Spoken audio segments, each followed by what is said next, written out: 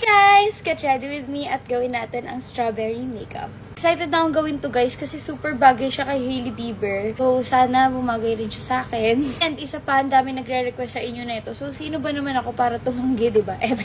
Kailangan natin i-prep ang skin natin ng bonggang-bongga kasi kailangan super glowy siya talaga. So guys, napansin nyo ba? Pumuputi na ako. I miss my tan skin. Your sweet smile. So good to me. Speaking of Taylor Swift, meron akong sad news. Alam nyo ba, 3 times na kami nag-submit ng entry ni Esneer sa concert ni Taylor Swift pero wala talaga. Anyways, for blush, gamit tayo ng very, very bright pink talaga. And then, blend lang natin yan slowly. So, pag ganyan na siya, hayaan ko lang. Sinadya ko siyang damihan, guys, para visible siya from the inside. Nakapaglagay na ako ng contour, guys. Now, let's move on to freckles. Hindi ko alam if magiging visible siya sa camera, pero ganito ginagawa ko. Nagdadot lang ako ng random, and then, ta-na-na-na-na.